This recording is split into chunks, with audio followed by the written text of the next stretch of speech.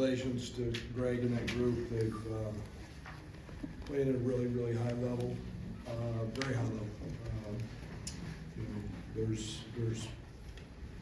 We experienced that last year. We had a 24-year-old that's a really good player. They may have a couple of them. Tom J was terrific.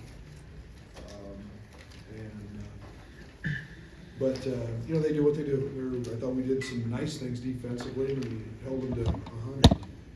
And you can't give them layups. Can't allow them to. We knew we were going to give up some threes, and I thought for the most part we did a pretty good job. Tom J's got the ability to hit a step back threes. I thought we survived the first half. Casper's had 5 turnovers, and that was a run that you kind of got them going. But at the end of the day, guys, we don't have very many healthy bodies. Tommy didn't make the trip with us. He drove up before the game because he said he wanted to try to play, and Jake Davis got sick right after pregame, and said he wanted to try to start, but he didn't even join us at halftime. He was in the restroom. That's why we didn't shake hands with them after the game. They don't need this. But 38 years, I've never seen anything like what's gone through our team with Trey, Will, now Tommy. Tommy's literally practiced maybe once in a month for mono, and then the ankle injury, and now this. So hats off. They won the rebounding battle.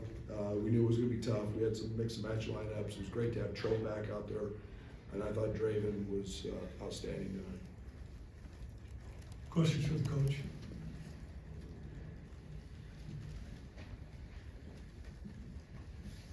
Coach, how are you trying to persevere through this, to try to understand you're trying to win basketball games, have goals, but obviously the circumstances are as tough as they've been? Control the controllables, and I can't do anything more. And I'm going to say this, and I'm going to take a minute, so just a minute. So I smiled today. Everybody here probably knows what happened with Terrence Shannon. Okay, we were the laughing stock. Okay, hung a banner for a young man who set all kinds of records, and we don't have to tell the story. We hung it upside down, and I can't imagine what that was like for him. A lot of people at our place did a lot of things to make it a special day for him, and we messed it up. And for the character of that young man to come out and do what he did today, made a shirt if you haven't seen it. When life throws you, turns your world upside down.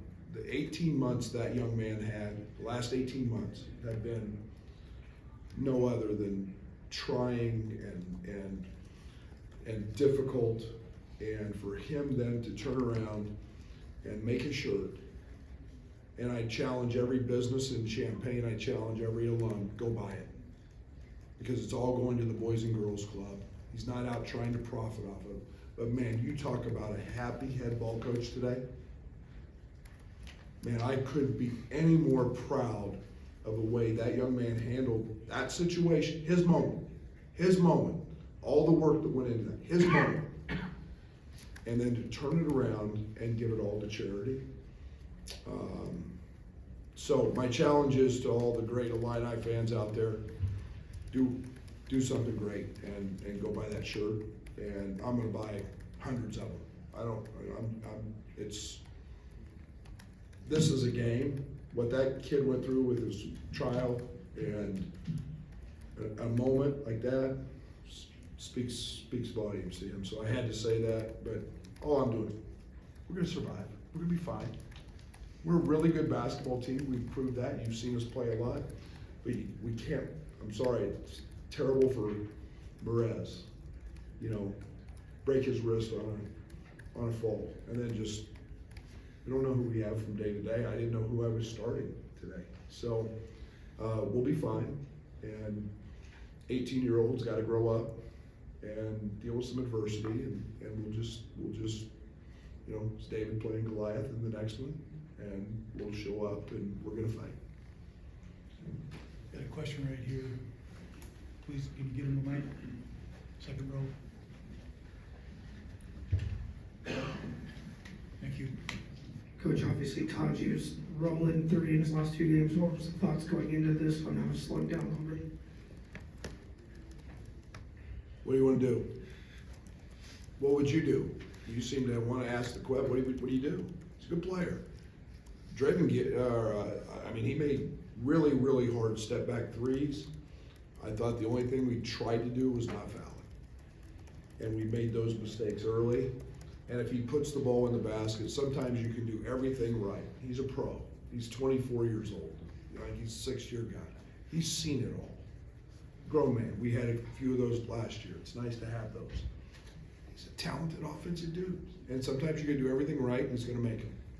And I thought we made his touches hard. I thought we, give him credit. Give him credit. He's a good player. Really good player. He's gonna make a lot of money. This gentleman right here in the back, go ahead, and then right here, go ahead. No, you can go ahead, please. With Perez, I think you said yesterday that it was kind of indefinite, no timetable yet in his potential return. Is there any update on that, or is it still kind of near? He's got a hole in his cast where they do bone stem stuff, and I don't know, it's way too, but they won't even look at it for a bit here. So it's just now to get the pain out and the swelling, so no timetable yet. Go ahead, Brandon. Brandon, you talked about after Michigan State defensively wanting to be better. Is there anything you're seeing that's, I don't know if concerning is the right word, that you're not, maybe a disconnect on that side of the ball right now? I don't think we're disconnected. I think they're good. I think they're one of the top offenses in the country. We're not very big. So we got guys trying really hard.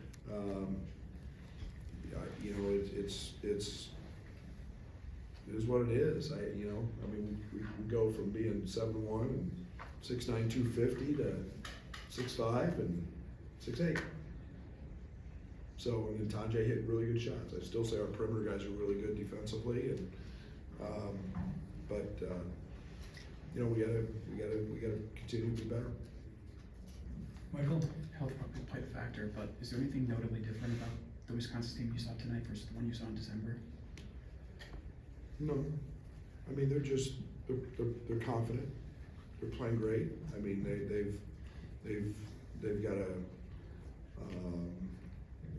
They've got great role identification. They're so old, and I coached that last year. They're just, when you've got one of the oldest teams, we're the youngest. When you've got one of the oldest teams in the country, you have no idea how valuable that is, because all you do is gain confidence, and now you can just joystick guys in the way you coach and what you do, and they've got great role identification, and that's pretty nice to see. It's not like Crowell's a young guy, so they're really good. They're really, really good. Two more for the coach, one here and one here, please. Brad, what did Dre show you tonight, a guy that hadn't played a whole lot since he got the flu a few weeks ago? Yeah, it's nice to see him back. He's a guy that can go get one on most anybody. It's nice to see his 3-ball go in, because that's been the one thing that's, he missed a couple in his last game, but his ability to get downhill, get in the paint, and then make threes, and we got to do a better job of finding him when he's cooking like that, because he's a very talented offensive player. It's good to see. Okay, final question for the coach here. I guess to face a situation like this with illness in 30 years as a coach, what kind of things have you tried to do to stop kind of the spread of this thing? We're obviously now washing our hands enough. We obviously have to do a better job in our building. We're 3 weeks into this now, and we can't stop it. Maybe it's their apartments. I don't know if we need to put them in hotels. I don't have the answer. We went through a stretch. We gave them all Tamiflu. And then this is the different type, because we did the fever, body ache thing with a couple guys. Now this is the stomach and the other end. And Thomas Love lost 7 pounds. So, you know, you can imagine, he took, 2.5 IVs today before he came up, just to try to hydrate. And so, we'll do everything we can possibly do with our staff and people, and again, that's why I didn't wanna shake hands with Greg and their group they need to stay as far away from this nonsense as they can. Thank you, Coach. Drain and outside